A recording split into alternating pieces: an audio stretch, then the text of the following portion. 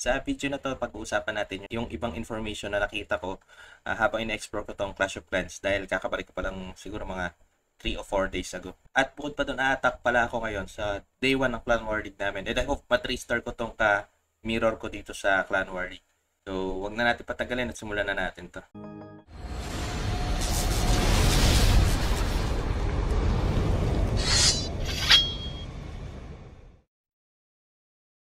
So, bali yung gagamitin kong attack strategy is hybrid siya kumbaga sa mix siya ng mga troops. Gaya nito, itong gagamitin ko is Dragon, Balloon, tapos meron siyang Yeti sa Battle Blimp natin. Tapos may clone spell tayo. So bali yun, air units yung gagamitin natin. Yung gagamitin ko ngayon sa attack ko ngayon sa Clan War League. So ito, dapat yung aking Grand Warden is naka fly mode. Kasi parang nawala yung logo, no? Nawala yata, baka nandito sa Hero Hall. So wala din. Siguro baka nasa actual na attack sa pag nasa actual na siguro doon pwede na natin i-fly mode yung ating Grand Warden. Alam ko dati meron parang icon na wings or parang paa. Pero parang ngayon wala na siya. Walk mode, fly mode yun sa pagkakaalala ko. So attack na tayo. So scout natin itong base ng kalaban. Ayun, wala pa palang pet yung ating king. Bali yan yung mga skill na hindi na pala siya skill ngayon, ang tawag na sa kanya equipment. So ayan, lagyan natin ng pet yung ating king. Diba kasi naka-training yung ating Phoenix. So ayan, ang kagandahan ngayon dito sa sa training button, o parang training button ba to? Sa interface ng Clash of Clans, hindi na natin kailangan hanapin yung pet house, di ba? Pwede na natin siyang i-activate o kaya ipalit, okay? O kaya pwede natin hanapin yung pet, okay? Kahit yung mga skill o yung mga equipment dito sa training button, di ba? Hindi na natin kailangan hanapin yung mga individual buildings. So yan, okay na. Nilagay ko na yung yak. Okay, scout natin. So sana wag magloko tong aking screen recorder, di ba? Screen recorder lang kasi ako. Tsaka yung internet connection ko sana wag magloko. So para makita natin kung paano ko tatakin. So yan, simulan ko to dito sa baba. Panel na. Siguro lang. Gagawin ko i-take ko tong So, yan, simulan na natin. So, bali attack tayo dito sa 12, siguro sa 3 o'clock ko to sisimulan. May nanonood na spectator. Hindi ko alam kung kalaban o ano yan. Clan natin. So, simulan ko siya dito ng queen, tapos yung angel. Drop din ako na isang balloon. Pang trigger lang ng trap. Ayan. Ang ganda ng ganda ng skill ni Wind Ranger, di ba? Lalo pa siguro kung max level yun. So, pwede natin na para ko sa akin yung para sigurado yung pasok ng ating battle blink. Balloons, dragons, okay, ating king, Grand Warden, Battle Blade. So, hindi natin muna konti. Grand Warden ability. Bone spell tayo sa Town Hall, 2. Isang rage spell na may Yeti. May konting balloons. Isa na yung Town Hall. Royal Champion sa baba. Okay.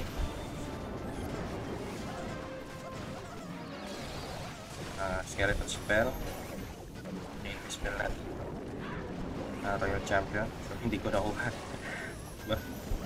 Tensya na hindi ako masyado magaling patak. Pero okay lang. Ina-enjoy lang natin to. Electro Dragon. Hindi ko pala na-drop. Ayan. Okay. Dapat pala yung skeleton spell dito ko ginamit sa monolith. Pero okay lang, meron pa tayong free spell. Medyo tagilid yata. Okay, freeze natin to. So ayan, meron tayong headhunter. Meron pa tayong wizard, tsaka mga wall breaker.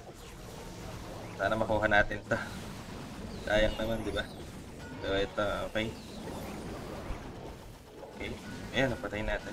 So late yung pagkakadrop ko ng headhunter. Sana makuha natin to. Uy, matras yung Royal Champion. Pero abot ng Expo. Wala, mamatay na rin to. Okay, patay na rin siya. Pero meron pa tayong mga pet. Yung aking Yan yung digger, yung parang, ano pa, ano nito, pet na to, parang walrus. Okay. Parang sila yun. So, ayan, nakuha naman natin siya.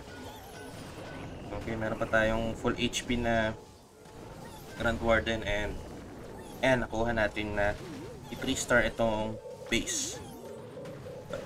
Nakuha natin i-3 star itong base ng kalaban sa Clan War League. Diba? Masarap sa feeling kapag natin 3 star natin yung Kamiro natin. Pero usually kasi pag Clan War League, yung ina-attack natin, lalo na kapag malakas yung base yung Kamiro, nagpa plus 1 tayo para mas malaki yung chance, plus 1 or plus 2, depende sa usapan ng mga magkakaklan, para mas malaki yung chance na ma-3 star kasi hindi naman to pagalingan umatak ng mirror, kundi parang strategy rin kung saan tayo makakakuha ng maraming 3 star para makuha natin yung mas mataas na rank sa Clan War League season. So pag nakuha natin yon, mas malaki yung medal, mas malaki pa yung chance na ma-promote yung clan league natin. Okay, di ba yung clan rank natin sa Clan War League. So ngayon, top 2 kami, naka 51 stars na kami. Tapos yung top 1 yung mahal kita. Naka 59 stars na sila, di ba? Ang galing.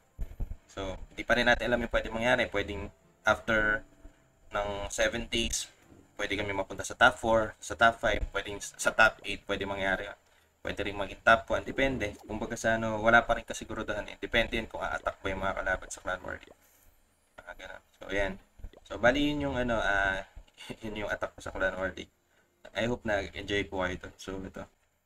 So, bali yung mga informations pala na gusto ko share sa inyo. Una yung ito, tinatawag na emoji. Okay.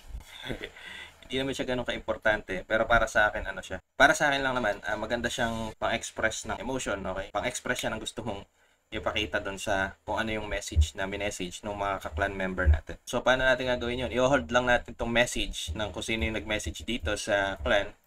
Halimbawa, ito, yung message nito ito na lang si ito si CC Rider, sabi niya, welcome back lead idol. Lead na idol pa, diba? So, yun, halimbawa, gusto nating express yung niyan, yung yung gusto nating sabihin na hindi natin siya reply. Pwede nating i-hold yan, tapos may lalabas na namang emoji dito sa ating screen, dito sa ating chat box. So, ayan, sa ating clan chat. So, pwede nating i-like, pwede nating i-dislike, pwede heart, o kaya pwede nating para tawanan, o kaya parang, halimbawa, yung message niya parang nakakalungkot. Pwede natin click yan. So, i-like natin, i-heart natin, pwede nating i-like to. O like natin. So, ayan. Yun yung isang nagustuhan ko dito ngayon sa user interface ng Clash of Clans. Karoon na siya ng emoji, di ba? Baka sooner or later ilagay na rin nila magkaroon ng profile picture, di ba? So, hindi malayong mangyari, depende naman yun sa mga developer ng Clash of Clans. So, dati yung pin message na gagawa lang siya sa Facebook, sa mga social media, mga ganyan. Pero ngayon, nandito na rin siya sa Clash of Clans. So, walang imposible. Depende lang talaga yan sa mga developer ng Clash of Clans. So, isa pa na napansin ko dito is yung itong tinatawag na pin message. So, sa pin message, meron lang siyang kagandahan dito. Para siyang ito. Para siyang clan mail. Sa pagsisend ng clan mail, kung ang mga nakakagawa lang nito is yung leader o tsaka yung co-leader ng clan. So, sa clan mail, dito pwede tayo mag-notify kung ano yung gusto nating sabihin sa mga members natin o kaya sa mga kasama natin sa clan para ma-notify sila. So, kaso nga lang, pinagkaiba nga lang nito, sa send mail kasi o kaya sa clan mail, meron siyang 1 hour cooldown. So, hindi natin siya pwedeng mag-spam ng message.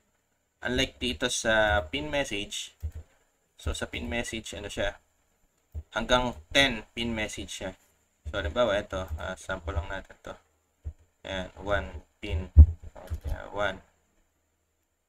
So, pag pinin message natin yan, mag-a-appear itong message na to dito sa pin, parang mag-notify siya sa mga clan natin.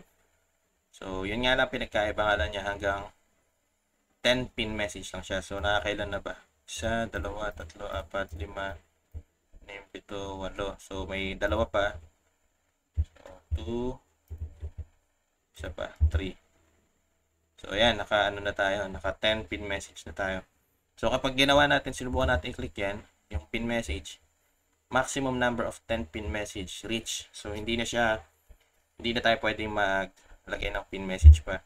So yung ilalagay natin sa pin message, alam ko nag-appear din yan sa ating clan chat. So ayan. So pwede na nating i-delete ito. Halimbawa, pwede nating i-unpin. So ayan, kasi hindi naman importante yan. Parang pinang-sample ko lang.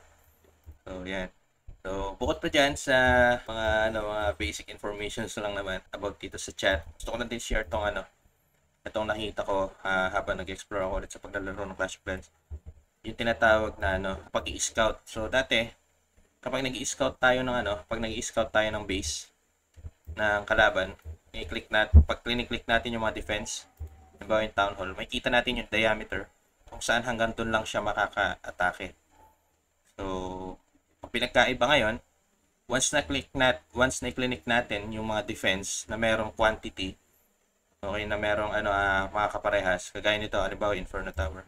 Once na-click natin siya, okay, makikita natin yung range ng diameter ng tatlong Inferno Tower. Hindi na natin siya kailangan i-click individually na pa isa-isa.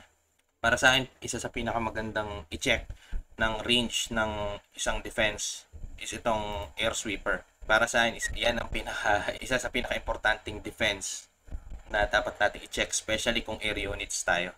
Lalo na kung gumagamit ka ng battle blimp, mga balloons, mga ganyan. Makikita natin, halimbawa, gaya ako, battle blimp madalas yung ginagamit ko. So, hangga't maaari iniiwas ko dito sa range ng air sweeper para hindi ma-delay yung pagdiretso ng battle blimp dun sa gusto kong wasakin na defense. So, halimbawa, yan, makikita natin. So, kung dito sa part na to siya nakatutok pababa sa Eagle Artillery tsaka sa Clan Castle. So, makikita na natin yung space kung saan tayo pwede mag-drop ng ating battle blimp. Pwedeng dito sa around mga 7 o'clock papunta dito sa Town Hall. So, hindi na ma-interrupt yung pagdiretso ng ating battle blimp. So, pwede rin naman dito sa taas around 1 o'clock ng map. Pwede tayo mag-drop dyan para dire-diretso dito nang hindi siya ma-interrupt itong range ng air sweeper. So, napakagandang nadagdag sa development o sa user interface ng Clash of Clans. At saka bukod pa dyan, isa pang maganda, hindi lang siya sa scout. Kasi, paano halimbawa, nasa Legend League ka, tapos gusto mo i-check yung mga defense. So, once na halimbawa, nasa Legend League tayo, nag-find match tayo na ganyan. May kita natin dito, hindi dati kapag clinic natin yung mga defense o yung mga buildings na nasa loob nitong parang color red na lines na to, may nakalagay na parang hindi natin siya pwedeng i-click. Unlike ngayon, pag clinic natin siya bago tayo umattack, pag clinic natin siya, pwede na natin makita kagaya din sa scout. So meron tayong time para i-check yung mga defense na gusto nating iwasan yung range ng kanilang diameter ng kanilang range, di ba? Ganun siya kaganda. So ayan, nakikita na natin yung Eagle Artillery, so yung mga defense. Ganun siya kaganda itong development na ginawa nila dito sa pag-scout ng mga defense. Yun yung para sa akin napakagandang mga information na dadagdag dito sa Clash of Clans. And hopefully sana ibalik nila yung global chat kasi mas mapapakinabangan natin yung emoji. Mas mapapakinabangan natin yung emoji kapag may global chat. Kumbaga sana halimbawa, ayan, may global chat yan. May nag-message ng ganito, may nag-message ng ganyan. Diba? Mas marami may kinabang sa paggamit ng itong emoji na ito. So, bali yun yung mga information na gusto ko i-share sa inyo. And I hope na nag-enjoy kayo dito sa video na to and nagustuhan nyo rin yung pag-attack ko sa mirror to na 3-star ko. And sa tingin ko hindi naman siya, kaya ako siya na 3-star kasi hindi naman siya ganun kalakas na base. Hindi siya max base na Town Hall 15 or hindi siya max base na Town Hall 16. Kaya ako siya na 3-star. So, I hope na mag-top yung inyong clan sa Clan War League season. Mag-top 1 or top 2, di ba? At ma-promote yung inyong clan rank para mas maraming league medals, mas maraming reward tayo makuha. Di ba? Sana kami rin yung aming clan, di ba? Good luck sa amin. Good luck sa inyo mga idol. Kung nagustuhan nyo po ito, like and share nyo na. Kung may mga tanong, suggestion o reaction po kayo, pwede nyo po i-comment sa baba. At try my best para reply po kayo sa isa. At huwag nyo pong kakalimutan mag-subscribe sa ating channel. Click mo na rin yung notification bell button para mag-updated ka sa mga next videos na i-upload ko. Once again, my name is Nico. Salamat po sa panonood. See you soon sa mga next videos. Ingat po kayo palagi. God bless. Bye-bye.